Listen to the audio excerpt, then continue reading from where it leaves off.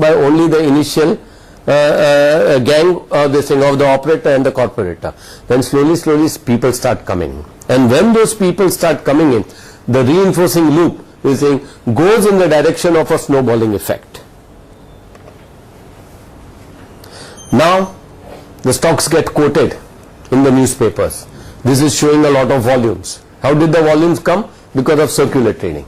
100 shares they're saying sold and bought, they're saying 20 times today this thing. That means there was a volume of 2000. So similarly, where they're saying you have volumes, you have the price going up. So it catches interest with people. There is something happening. Kya hoga? And then stories are fed into the media that okay, this is, they are making something which is very valuable. They have got real estate, they think, which is in thousands of crores of rupees. They think Jai Lalita is with them. That's why they will be able to get this they saying land permission. All such stories start coming out, and the insiders who are there, they start entering. Those people are now. That is not the managing director and his wife, but the brother-in-laws and all. Are something is happening, something is happening, and he tells them that well, it's been. We are trying to do something. Let's see what happens. And insiders starts entering. Now they're saying if my office has a staff of 100 people, then if something is happening in my office, all those 100 people knowingly and unknowingly will be, they think, feel that something is happening. So let's all enter. So today those people in knowledge, those people without knowledge, slowly start believing in a false which has been created. Now stock rises further. Rational minds think, oh, the stock has risen further, oh, they think what happened? Now it's just a saliency. The stock has never gone up before, all of a sudden, so it's a salient effect. But even in a salient effect, they think, people believe, no, so what, it's one of a kind, and they overreact to this information, and they believe, well, the information is true. Then you have broker research reports coming, then you have mutual fund managers, meaning they are supposed to show their performance to the clients. What do they? Oh, this is the next best winner, because there's a lot of media stories planted, and they start buying the stock. So now credibility goes to the stock. Credibility goes to this rigging up exercise.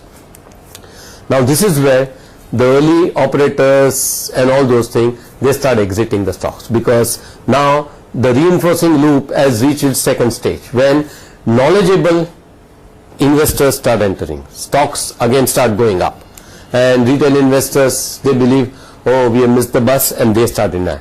And then you have a reinforcing this thing which is much more stronger, this thing, because of availability heuristic, saliency effect, it starts taking birth, and you have a spiraling of prices.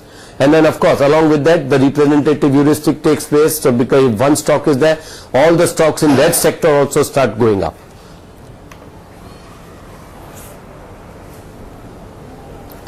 Now once representative heuristic is at play, all the system participants are happy, because the operator is making money, brokers are making money, everyone is making money, so there is no reason for anybody to blow the whistle, and that adds to the reinforcing loop.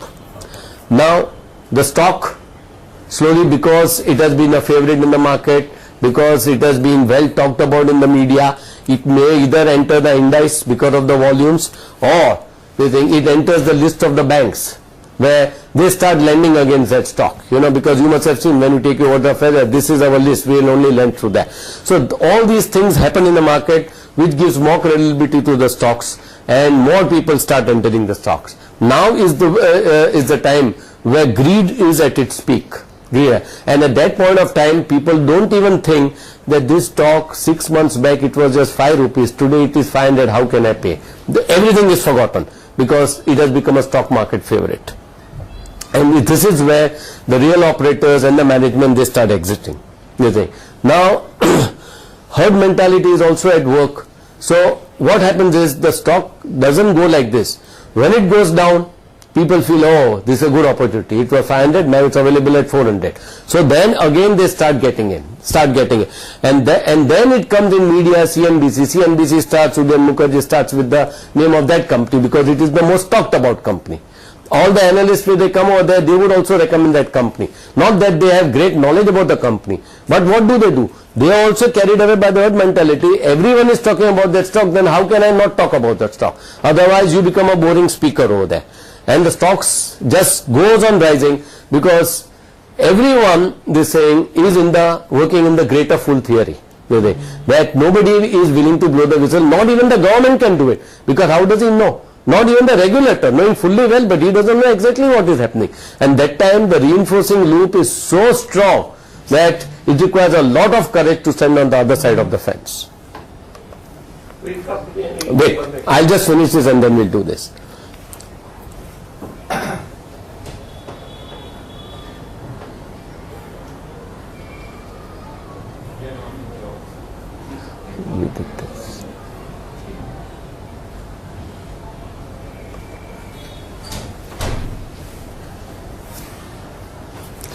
Now, something is going in the market. People are waiting about the balance. We always ask, how long is this going to last? So, the balancing loop is always awaited, and when it doesn't come, and when it still goes up, confusion arises. Now, for any system to be stable, there has to be a feedback loop and a balancing loop. So balancing loop has to come, but there is a very big time lag which nobody can predict, because such things can go on forever. Like the bull phase of the tech boom went on for about a year, but the last real estate and all, it went on for about 3 years. So when there is a time lag between this thing, a reinforcing and a balancing loop, when the distance is too much, we don't know what can happen, and that is what creates a lot of decision making paralysis in the minds of people. That when you are not able to know, you don't know. That's why what you do is you don't do anything. So if you have held on to stocks, you just wait, I don't know what to do, so you don't do anything. But the real part would be that you got to understand that the balancing loop will always come and the stock prices will always go down. So you got to be actually selling. But it becomes very difficult because the availability heuristic is so strong, the representative heuristic is so strong, the reinforcing balance is so strong, then the decision paralysis is the best thing is you maintain the status quo. So you are always in the status quo bias. And ultimately, it has to come. There is a still break in the prices. I think if you vividly remember, in 2008 October, everyone knew subprime crisis was there in US and everything, but the effect came after 8 months. This thing in October 2008, when the market started this thing going down drastically. All the bad news were always there, but there is always a time lag between the reinforcing and the balancing loop into play. It took that time 8 months, and once it came as a bang. Now, stocks prices starts going down. So the regulator becomes alert.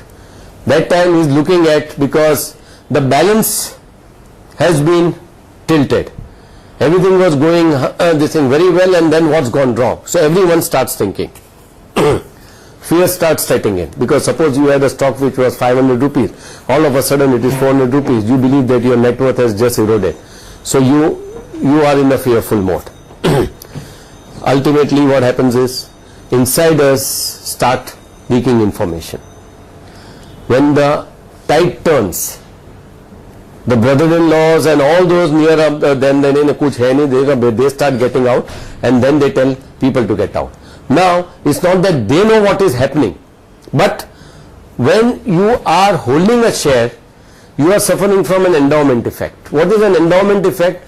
Is the value of a thing is more valuable when it is in your possession, and less valuable when it is with someone else.